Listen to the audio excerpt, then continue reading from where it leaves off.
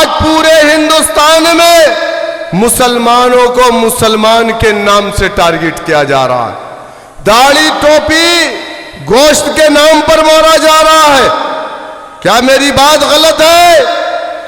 आज टारगेट हमारा मदरसा है, हमारी मसाजिद है। उत्तर प्रदेश में या पूरे हिंदुस्तान में, इसी दिल्ली के अंदर मुसलमानों को नमाज पढ़ते हुए पुलिस वालों ने लात से मारा कि नहीं मारा? और उत्तर प्रदेश के अंदर कांवड़िए 2 महीने तक सड़कों पर घूम रहे थे। नेशनल हाईवे को 2 महीने के लिए बंद किया गया। हेलीकॉप्टर से उनके ऊपर फूल बरसाए गए। अधिकारी उनके पैर में मरहम लगाते थे, उनके पैर को दबाते थे। और कौन कांवड़िए? जो शराब के नशे में, चरस के नशे में, गांजे के नशे में लोगों की गाड़ियों को तोड़ रहे थे।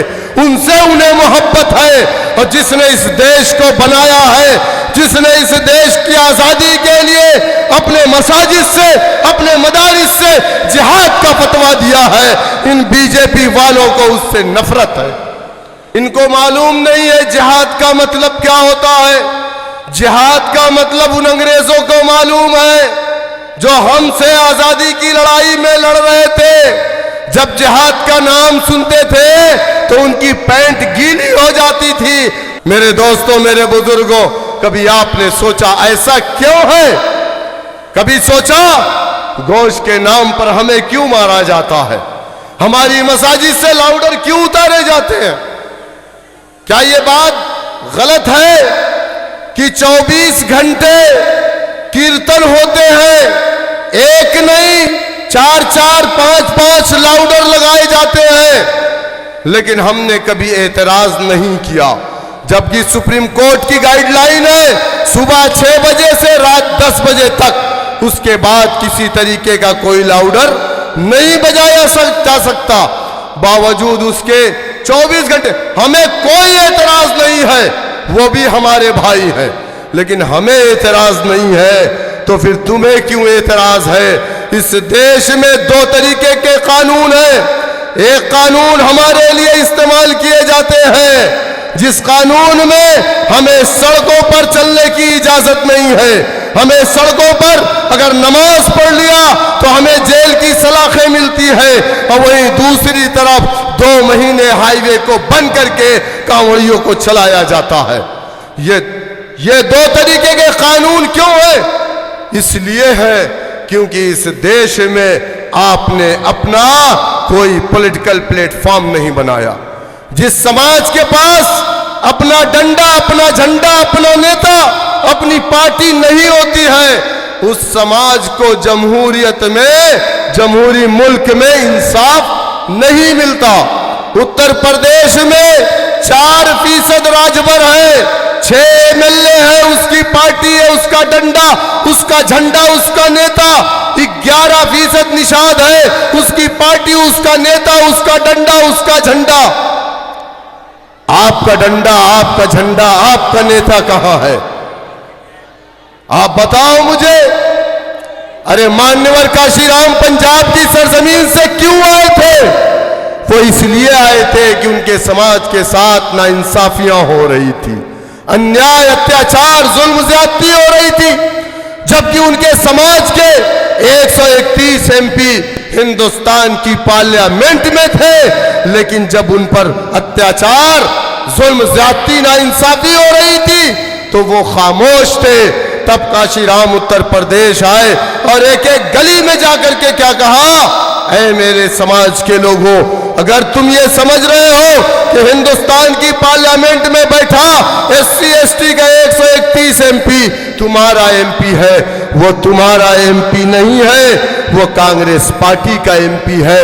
अगर तुम चाहते हो कि तुम्हारे साथ इंसाफ हो, तुम्हारे बच्चों को सरकारी नौकरी मिले, तुम्हारी माँ बहनों की इज्जतें ना लूटी जाए, तुम्हारे इलाकों में अच्छे स्कूल खुले, तुम्हारे इलाकों में अच्छी सड़कें बने, तो उसके लिए तुम्हें अपना डंडा, अपना झंडा, अपना नेता बनाना पड़ेगा। काशीराम पर लोगों ने इल्जाम लगाया कि ये काशी आया है, ये बीजेपी जब जनसंघ थी, कहा जनसंघ से पैसा पाया है, कांग्रेस को हराने आया। जिस तरीके से आज हमारे कायद पर इल्जाम लगाते हैं, कहते हैं बीजेपी की बी टीम है, हम बीजेपी की बी टीम नहीं है। जिस तरीके से काशीराम पर इल्जाम लगाने वाला कोई मुसलमान नहीं था, बल्कि उनके समाज का वो पुराना कांग्रेसी था, जिसको ये लगा कि काशीराम आएगा तो हमारी दलाली की जो दुकान है वो बंद हो जाएगी। हम पर इल्जाम लगाने वाला कोई हिंदू भाई नहीं है। हमारे दोस्त हिंदू भाई तो कहते हैं कि अगर हमारे पास इतना काबिल लीडर होता तो हम उसकी पूजा करते, लेकिन तेरा समाज कब समझेगा जो तेरे लीडर पर इल्जाम लगाता। हम पर इल्जाम लगाने वाले मुसलमान हैं, और वो मुसलमान जो आम आदमी पार्टी के चपरासी है, वो मुसलमान जो कांग्रेस पार्टी के दलाल है, वो मुसलमान जो बीजेपी के अंदर जाकर के अपने पेट को भरने के लिए हमें बुरा भला कहते हैं। हिंदुस्तान की तारीख गवाह है इस बात की कि 75 सालों में हमने अपना डंडा झंडा अपना नेता नहीं बनाया। आजादी के बाद लखनऊ के अंदर रिफाए आम क्लब में 1947 में दिसंबर के महीने में एक कन्वेंशन बुलाया गया और कहा गया है, मुसलमानों, वतन अजीज आजाद हो गया है, तुम अपना कोई सियासी लीडर मत बनाना, तुम अपना डंडा अपना झंडा अपना नेता नहीं बनाया। इस देश के अंदर दो सियासी पार्टियां हैं, एक कांग्रेस एक मुस्लिम लीग, लेकिन ए मुसलमानों, मुस्लिम लीग तुम्हारी पार्टी नहीं है। हमने लब्बैक कहा, हमसे कहा गया कांग्रेस तुम्हारी पार्टी है, हमने लब्बैक कहा, कांग्रेस पार्टी को अपनी पार्टी माना, उसके डंडे झंडे को अपने कंधों पर रखा, जिंदाबाद के नारे लगाए, वोट दिया, नोट दिया, सपोर्ट किया।